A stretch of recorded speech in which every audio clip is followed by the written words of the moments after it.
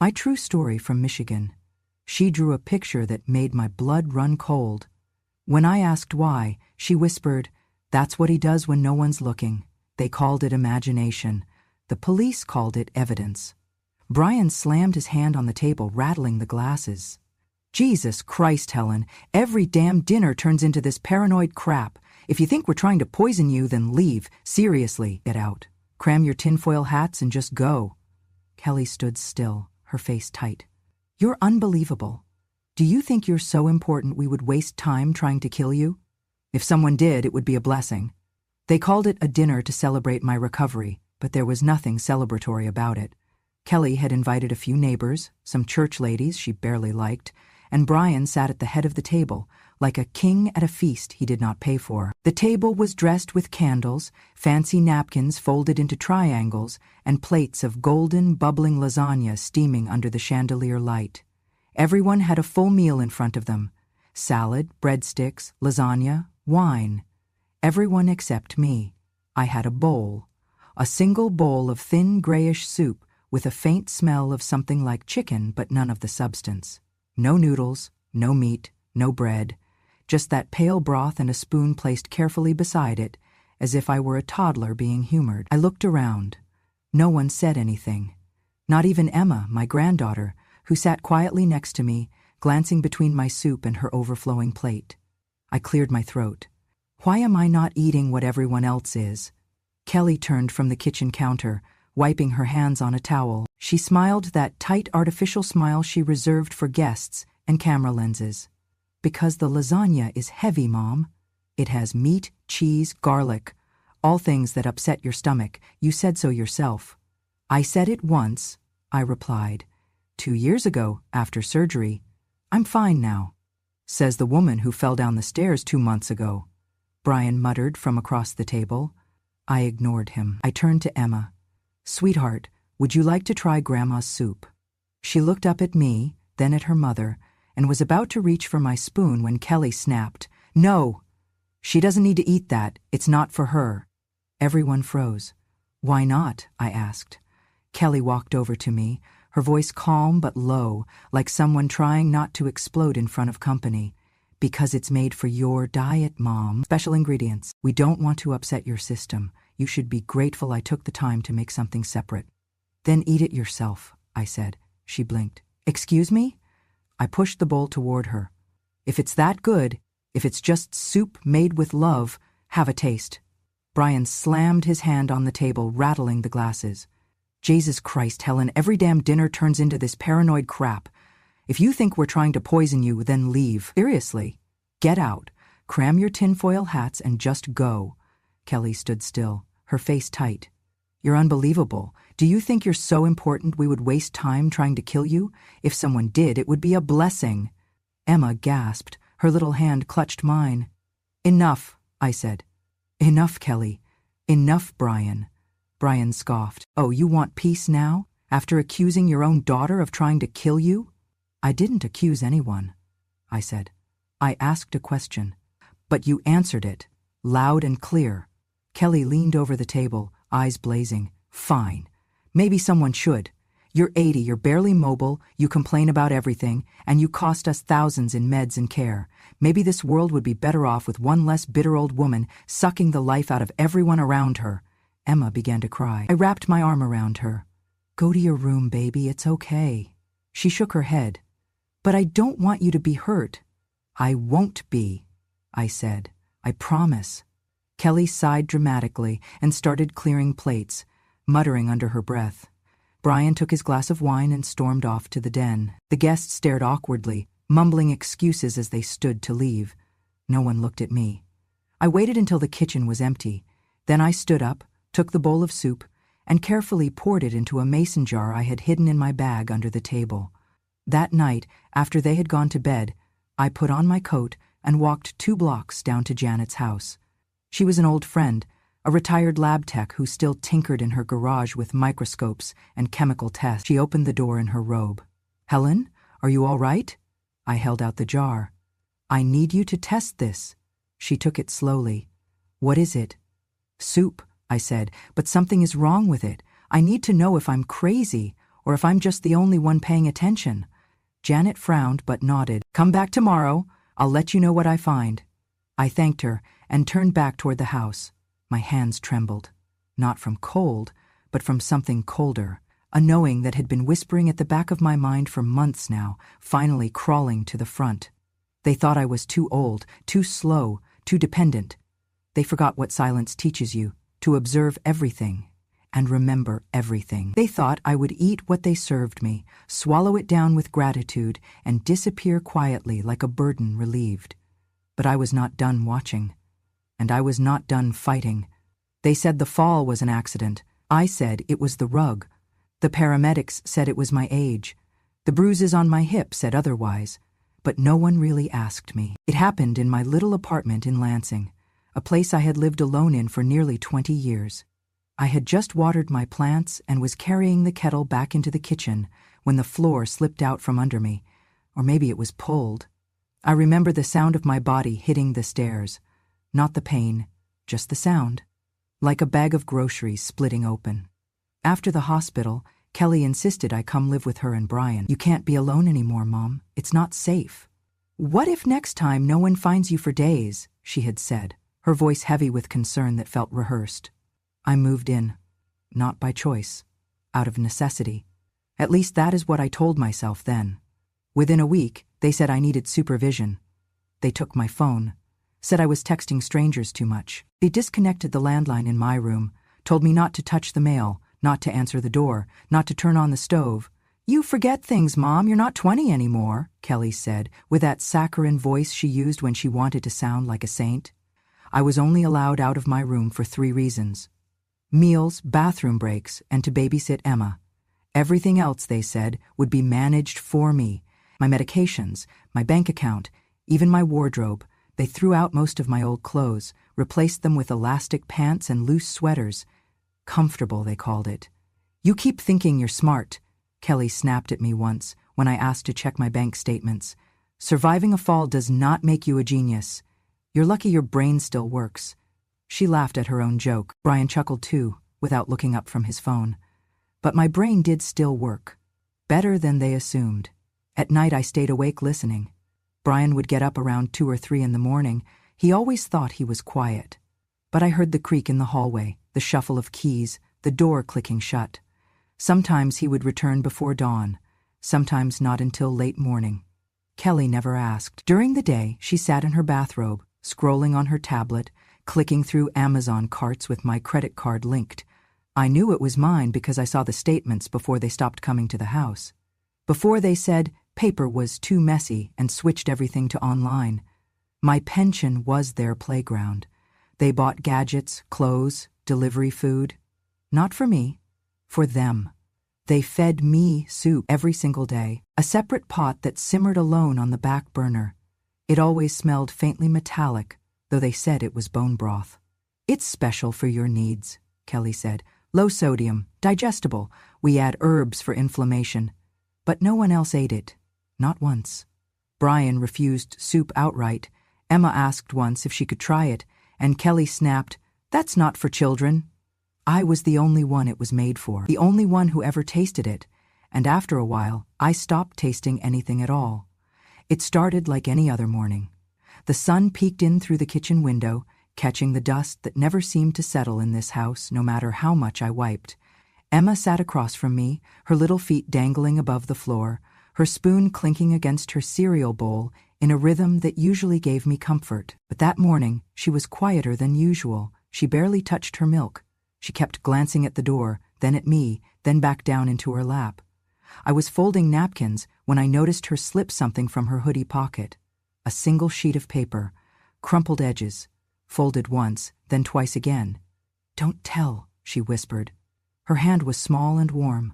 She slid the paper under the table into mine. I looked at her. She didn't smile, just stared down, like she was waiting for a thunderstorm that had already started. I opened it slowly, expecting another stick figure family or rainbow sun, the kinds of things she always drew for me. But this wasn't that. It was me, slumped over the dining table, my hair in a bun, my house robe, My necklace, the blue one I wore when I missed her grandfather, and above me stood Kelly, unmistakable even in crayon, long red hair and a scowl. She was pouring something from a bottle labeled bleach into a pot. Next to her stood Brian, drawn with his baseball cap and big square shoulders, holding what looked like a giant pen. But it wasn't a pen, it was a needle. A syringe. I felt my mouth go dry. "Emma," I said gently, "what is this, baby?" She looked up, lip trembling. "I saw it!" My stomach turned. "Where did you see it, honey?" She didn't speak right away. She pushed her bowl away and whispered, "I was behind the fridge. I dropped my Lego." I nodded for her to keep going. "I saw Mommy pour the stuff in your soup. She told Daddy it would make you stop breathing. But it didn't hurt. She said you'd go to sleep and not wake up and it would be better." I reached across the table and took her hand. "Did she see you?" Emma shook her head. "But I heard her. She said Daddy had something in case it didn't work. In the red box." "The red box?" "The same one Brian kept in the closet and locked with a little padlock. I'd seen it once when the door was open, thought it was just another one of his old army things. I folded the drawing carefully and slipped it into my sweater pocket. "You did the right thing, sweetheart," I told her. "Thank you for trusting me." Emma looked like she might cry. "Are you mad at Mommy?" I smiled, even though my teeth ached. "No, baby, I'm not mad. I'm just thinking." That night, after everyone went to bed, I opened my husband's old gardening journal. He'd used it to log every bloom, every inch of rain, every seedling's progress over 30 years. I began my own entries, not about roses, but about poison. Day by day, I wrote what I ate. I wrote down what time they handed me my pills, when I heard Brian leave at night, when I caught Kelly checking my account balances on her phone. And then I began watching. Emma brought me more drawings. One had a tombstone with my name on it, drawn in the front yard. Another showed Brian holding a pillow over someone's face. Someone had a bun and a necklace. "She said it's just a game," Emma whispered. "But I don't like that game." Neither did I. Every morning, Kelly smiled too wide. Every night, my soup was served first. No one else touched it. No one ever tasted it but me. I stopped drinking it. I dumped it behind the shed when no one was looking. I pretended to be full. I said my stomach hurt. I faked stomach cramps and dizzy spells. They chalked it up to age. They were delighted. "Soon," I heard Brian say one night through the heating vent. "She's getting worse." "She's slipping," Kelly whispered back. "We won't have to wait long." But I wasn't slipping. I was documenting. I was remembering. And I was waiting. Because now I knew something I hadn't dared believe before. They didn't just want me gone. They were planning it, and their 6-year-old daughter had told me how. I waited until Thursday. Thursdays were for yoga, at least that's what Kelly told Brian. She always left the house with her mat tucked under her arm and her hair tied in that neat little ponytail that made her look younger than she was. She never came back with sweat, only with receipts. Spa facials, boutique candles, wine that never made it to the family table. Brian left around the same time, usually muttering something about checking on a job site. Emma went to school. I stayed behind. As always, unnoticed, unimportant. That Thursday, I put on my heaviest coat, the wool one I hadn't worn since my husband's funeral. I wrapped a scarf around my neck, tucked the drawing Emma had given me deep into my pocket, and sealed the cooled bowl of soup in a Tupperware container Kelly had bought with my credit card. I even made sure to clean the edges. No one would know it had been touched. I walked the 3 blocks to Janet's place. My feet were slow, but my mind was clear. Janet was one of those people who aged without softening. She had been a lab assistant when we were young, always precise, always blunt. Now she ran her own little side lab from the back of her house, a side hustle in a town where secrets stayed buried unless someone like her chose to dig them up. She answered the door in her bathrobe, her glasses sliding down her nose. "Helen, what the hell?" I handed her the container. "I need you to test this." She didn't ask why, not at first. She just looked at me, then at the bowl, then back at me again. "Come inside," she said. The room smelled like coffee and lemon polish. She cleared a space on the counter and set the soup down. "What am I looking for?" she asked. "Bleach," I said simply, "or anything that isn't food." Janet blinked. "You're serious?" I wouldn't walk here in January if I weren't. She opened the container and sniffed. Her face changed immediately. That smells. Off. Metallic. Bitter. I know. You sure you're okay? Not remotely. She sighed and got to work, pulling gloves from a drawer, a pipette from a cabinet, and a testing kit I didn't recognize. I sat on her vinyl kitchen chair, hands folded, not shaking. My heart didn't race. My breathing didn't quicken. I was calm, not because I wasn't afraid, but because I already knew the answer. I didn't come here for discovery. I came for confirmation. An hour passed. Janet said nothing, just moved from sink to kit, from laptop to notebook. Finally, she turned to me. I found sodium hypochlorite, she said. It's consistent with household bleach, and in concentrations far higher than accidental contamination. I closed my eyes. It was in the broth? She nodded. In the soup? In the residuals on the spoon? I'd bet it's in the water you drink, too. Want me to test that next? I shook my head. I already stopped drinking it. She sat down across from me, her face unreadable. Helen, this isn't some nursing home horror story. This is criminal. Do you want me to call someone? I know people. No, I said softly. Not yet, she frowned. Why the hell not? Because they're not finished, I said. They think I'm dying. They think it's working. If I act too soon, they'll just deny it. Say I'm old. Say I'm imagining things. I need more. You need to get out of that house. I smiled, but there was no humor in it. I've lived with people trying to break me before. You know that. I can handle it. Janet leaned back in her chair. You always were the quiet one. I nodded. Still am. I left her place an hour later with the manila envelope in my purse. Inside were printed results, photos of the test, a written affidavit from Janet herself. Proof. But I didn't go to the police. Not yet. Instead, I went home, poured the soup down the garbage disposal, and smiled when Kelly asked how I liked the flavor that night. Delicious, I said. Tasted cleaner than usual. She laughed, thinking I was making a joke. I was not. I added the test results to my husband's old journal, taped them in next to Emma's drawings. I made notes about the dosage, the change in taste, the smell. I even added sketches, basic, crude, but enough to paint a picture if I were found dead. Then I waited. I didn't stop them. I didn't warn them. Because sometimes letting someone think they've won is the most dangerous gift you can give them. And I was about to be very, very generous. There was something about the soup that brought it all back. Not the taste, because I had long since stopped swallowing it, but the smell, a faint trace of chlorine beneath the broth, a bitterness at the back of my nose. It was the same scent I remembered from another bowl, 2 decades earlier. Different kitchen. Same silence. My husband, Tom, had died in that house. Not suddenly, but not slowly either. It was a Sunday evening in March.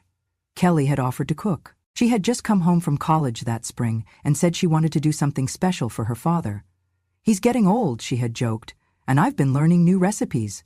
She made soup, chicken and rice. She insisted we all try it, but Tom was the only one who finished his bowl.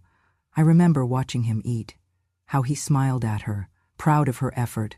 The next morning, he was gone. The official cause of death?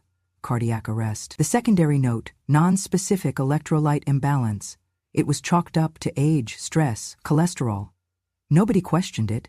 He was 61. Men died younger all the time. And Kelly, we thought she was grieving. She cried at the funeral. She even read a poem.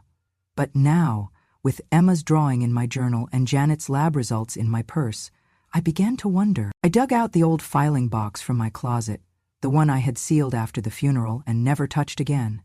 It was full of receipts, photos, and condolence cards, and among them was the autopsy report, barely 1 page long. I read it 3 times. Then I read it again. Elevated sodium levels inconsistent with diet. Presence of trace chemical compounds, potentially caustic, not typical of postmortem decay. I remembered asking the coroner about it then. He had waved it off. Sometimes, the chemicals in the embalming process throw off the sample. Back then, I believed him. Now, I called my old lawyer. Gil, I said when he picked up, do you still work with medical forensics? He laughed. Only when someone's buried the truth. I told him what I had found. I told him everything, and then I asked the question I had never dared to ask before. Can an old autopsy be reviewed? He sighed. If there's a cause, and if you're ready for what it might uncover. I was. 2 weeks later, Gil called me back. You were right to wonder, he said. Your husband's toxicology screen was never followed up on, but I had a friend take a second look. He ran a chemical match against modern cleaning agents, and? There was a spike in sodium hypochlorite, he said. Not fatal in itself, but enough to trigger cardiac issues in someone with pre-existing conditions. I sat down. She poisoned him? I said. Looks like it, Gil replied. And given what you've told me about the current soup situation, she might be trying again. I stared at the framed photo of Tom on my nightstand. He had died with his eyes open, slumped in the armchair he loved. We thought it was peaceful. Now I knew better. Kelly had done this before, and she was doing it again. She was only 22 when she killed him, not out of hate, not out of rage, but for money. There had been a policy, a life insurance payout meant to cover college debt and give her a fresh start. Tom and I had added her as a beneficiary when she turned 18, never thinking she would use it before she even graduated. She got $75,000, 0 cents. We never questioned it. She bought a car, paid off her loans, took a semester in Europe, and now, 20 years later, she was reaching for the same prize. Another policy, another quiet death, another empty chair at the table. Only this time, I would not be leaving quietly. This time, I would not be found slumped and still. I would be standing and watching and waiting. They started circling me like vultures not long after I stopped pretending. I could feel it in the air, the tension, the urgency, like they knew I had gotten stronger, sharper, like they felt the clock ticking faster than before. Kelly especially couldn't hide it anymore. Her tone changed. Her fake sweetness had turned bitter. Her patience wore thin every time I asked a question, every time I mentioned the past. Then came the papers. We just want to protect Emma's future, Kelly said, placing the manila envelope on the kitchen table like it was an early birthday present. She's going to need stability if anything unexpected things happen. It's just a formality, Mom, a transfer of the deed. You'll still live here, of course. Nothing changes. I opened the envelope. It was a revised will, one that moved the house title into a trust for Emma, but written in a way that allowed Brian to manage the property for her benefit. In plain English, they could sell the house the moment I took my last breath. I flipped through the pages slowly, pretending my eyes struggled. You want me to sign this now? Kelly nodded eagerly. Brian already got it notarized. All it needs is your signature. I glanced at Brian, who stood leaning against the fridge, arms crossed. Go ahead, he said. You're not getting any younger. And what if I say no? I asked. He shrugged. Then you'll leave Emma with nothing. Is that what you want? I paused, smiled faintly, and picked up the pen. Of course not, I signed. But not that copy. Because what they didn't know was that 2 days earlier, I had taken a secret trip back to Gil's office. The real will, the one that left the house in full to Emma on her 25th birthday, locked in a protected trust, with Kelly and Brian legally barred from touching it, had already been filed. The signature I gave them was a forgery. On paper I'd printed myself. The notary was a woman I met at the senior center who owed me a favor, and the manila folder? A decoy. When Kelly clutched it to her chest that night, gloating about how generous I'd been, I said nothing. Because by then, the real work had already started. Gil had passed everything, Janet's test results, the autopsy review, Emma's drawings, to a friend in the prosecutor's office. They couldn't arrest me without a clear attempt on my life. They needed something in the act, real time, caught in motion. So we waited. Weeks passed. Every meal I acted just fragile enough to convince them I was fading. I faked tremors in my hands, let my spoon clatter once or twice. I dragged my steps and took longer in the bathroom. I let them see me accidentally double dose a pill, though it was just a vitamin. Kelly started whispering more. Brian started checking my room more often. Emma told me, with wide eyes, that they had begun talking about funerals and listing the house. They didn't even bother hiding it anymore. I asked Kelly one morning, "Do you think I'll make it through the winter?" She looked at me, long and hard, then smiled sweetly. We'll see, won't we? Climax after climax came quietly. The night Kelly switched my pill bottle with a new one, identical on the outside except for the faded label. The afternoon, Brian screamed at Emma for asking why Grandma never ate dinner with them anymore. The morning, I found my favorite necklace, the one Tom gave me, snapped in half and left in the trash, and still I said nothing. Because I knew the net was closing. Because I knew they were ready to pounce, but I was ready to strike. They called it a family dinner, but it felt like a funeral before anyone had died. Kelly decorated the dining room with gold streamers and a lopsided welcome spring banner that still smelled of plastic. She had even pulled out the good china, Tom's favorite set, which she had once told me she hated. The table was set for 6, though only 4 of us were expected. Emma wore a pink dress, her hair in tight curls. Brian was in a collared shirt for the first time since Christmas. Kelly wore perfume too strong for the small room. I wore silence. She made a toast before dessert. Of course she did. I just want to thank everyone for being here tonight, she began, lifting a glass of wine. It means a lot, especially after the year we've had. Mom's recovery has been such a blessing. We're stronger now, as a family. United. Brian clapped half-heartedly. Emma stared at her cake. Kelly pulled out a stack of papers from the side drawer. I also thought this would be the perfect time to share something special. Some updates to the family will. You know, just to make sure we're all on the same page moving forward. She gave a dramatic pause. This version ensures Emma is taken care of, and of course, with Brian helping manage the property, everything is protected. My fork stilled on the plate. The room buzzed with artificial cheer. But I said nothing. Kelly continued, flipping to the final page, showing off my signature like a magician revealing her grand finale. It's all official, she said, her eyes glittering. Notarized and everything. That was when the knock came. 3 sharp taps. Not friendly. Kelly blinked. Brian froze. I stood up before either of them could react. I'll get it, I said softly. When I opened the door, 2 uniformed officers stood behind it, backs straight, badges polished. Mrs. Helen Parks, I nodded. Is Kelly Harrison present? She's in the dining room, I said. So is Brian McAllister. They exchanged a glance, then stepped inside. Kelly Harrison, Brian McAllister, the taller one announced. You are both under arrest for attempted murder and conspiracy to commit murder. Kelly's glass slipped from her hand and shattered on the tile. Brian stood up too fast, knocking over his chair. What? This is insane! Kelly shrieked. The officer pulled out the warrant, unfolded it slowly. You are also under investigation for the suspected murder of Thomas Parks 21 years ago. Kelly's face turned to chalk. What the hell is this? Brian growled. Who said anything? I walked back into the room, calm and slow. Kelly stared at me like I had just risen from the grave. I looked her in the eye and said, You didn't kill me. She opened her mouth, trembling. I stepped closer. But you did kill your father, and now you're going to answer for it. Emma burst into tears. I picked her up before she could run. I tried to help you, Kelly screamed as the officers cuffed her. I took care of you. You took my soup, I said quietly, and you gave me poison. Brian lunged once, tried to push past the officers, but he was down in seconds. As they dragged them out, Kelly turned back one last time. You think this makes you a hero? She spat.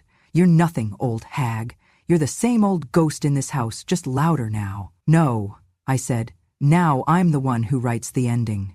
The door slammed shut, and the house exhaled. The trial ended in less than 2 weeks, but the echoes of it lasted much longer. The courtroom was packed for the verdict. Press, neighbors, even former friends of Kelly's who came to gawk more than grieve. I sat in the front row, hands folded in my lap, while Kelly's lawyer tried his best to paint her as a misunderstood daughter, overwhelmed by caregiving duties. Your Honor, he said, voice tight with rehearsed concern, this is not a monster. This is a woman pushed to the edge by a broken healthcare system, by stress, by a lifetime of emotional neglect.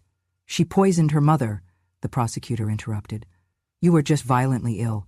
This sounds like a victim, and she poisoned her father. The only thing broken here is her soul. The judge agreed. Kelly and Brian were found guilty on all charges, attempted murder, conspiracy to commit murder, and in Kelly's case, first-degree homicide for the death of my husband, Thomas Parks, 21 years ago. They were each sentenced to life without parole, no appeals, no deals, just silence. I did not cry when this sentence was read. I did not flinch when Kelly looked back at me one last time, her eyes filled with something I could not name. Not hate, not regret, something in between, something hollow. But I did feel one thing, relief. Not because they were going away, because no one else would fall into the same silence I had lived in for 2 decades. After the trial, there were reporters who wanted my story. Some wanted to turn it into a documentary. Others offered book deals. "You're a symbol of justice," one woman told me, a grandma who fought back. But I was not interested in being a symbol. I had spent too much of my life being invisible to suddenly crave the spotlight. I gave one interview to a local reporter named Marcy, who had lost her own grandmother in a nursing home scandal. She was kind. She asked questions, gently. She let me speak without interruption. Then I left the house that held too many ghosts. I moved to Traverse City, into a small, sunlit home that belonged to Margaret, my sister-in-law, and one of the last people on this earth who remembered me before the world wore me down. Margaret had the gift of quiet. She did not ask about the trial, or Tom, or Kelly. She simply opened her door, handed me a hot cup of coffee, and said, "You're home." It was all I needed to hear. Emma came to visit every Sunday. The first Sunday after the sentencing, she brought me a potted plant. "It's called a snake plant," she said. "It's really hard to kill." We both laughed. It was the first time I had seen her really laugh in months. She stayed the whole day, playing cards with Margaret, showing me her school projects. Her drawings had changed. No more tombstones, no more bleach bottles. Now there were sunflowers, lakes, and once, a drawing of me sitting on a rocking chair while she stood next to me holding a law book. I asked her what the book was. She said, "It's for the people I'll help. I want to be a lawyer, like Mr. Gill." "Why?" She looked at me without blinking. "Because no one believed you. Not until they saw the paper, the results, the signatures. I want to believe people like you, the ones who get ignored." I felt something shift in my chest. Pride, yes, but something deeper too. Recognition. She would not become her mother. That much I now knew. A few weeks later, I received a letter in the mail. No return address, but I knew the handwriting. It was shaky, frantic. "Mother, I know you think you won. Maybe you did. Maybe you always had the upper hand and I was too blind to see it. But I want you to know, I never meant for it to go that far. I just wanted space, freedom, a life that wasn't about cleaning up your messes. But I see now that maybe I was the mess all along. Tell Emma, tell her I'm sorry. Or don't. It's your story now. Just know I never hated you. I just didn't know how to need you without feeling small." Kelly, I did not write back. I folded the letter, placed it in Tom's journal, between the page that held Emma's first drawing and the toxicology report that reopened his case. I kept it not as evidence, but as a reminder. Sometimes justice is not loud. Sometimes it lives in the cracks between regret and revelation. Life after the storm was not perfect, but it was mine again. In the mornings I made tea on my own stove. In the afternoons I walked to the bookstore at the end of the block, where the owner always saved the large print mysteries for me. Margaret and I started attending a weekly knitting group, not because either of us knit well, but because it felt good to sit with other women who had lived long enough to stop pretending. Emma kept visiting. Every Sunday, without fail, on her 12th birthday, she said something I will never forget. We were sitting on the porch watching birds hop along the fence. She said, "You know, I used to think grown-ups always knew what they were doing, but then I saw Mom and Dad make all those terrible choices, and I realized maybe it's not about being sure. Maybe it's just about choosing not to hurt people." I reached for her hand. "That's more wisdom than most people learn in a lifetime," she smiled. "I think I got it from you. One day, years from now, she'll graduate, and when she does, she told me she wants to write something on the inside of her gown. Something small, just for her. It will say, 'They thought silence was weakness, but silence remembers, and when it speaks, it does not tremble.' I told her she could write it wherever she wants, because she had lived it, and so had I. And in the quiet of that shared truth, we found something stronger than revenge. We found peace. Thank you for listening to my story. If it touched something in you, if you've ever felt overlooked, silenced, or underestimated, I hope you remember this. Silence isn't weakness, it's memory. And one day, memory speaks. On Grandma True Stories, we tell the stories no one else dares to say out loud. Tales of betrayal, quiet revenge, and justice delivered not with noise, but with truth and time. If you believe wisdom has no expiration date, if you know that when a Grandma True Stories, the world should listen, then subscribe to Grandma True Stories. Because the quietest women in the room often have the loudest truths. Your story matters. Let's tell it together.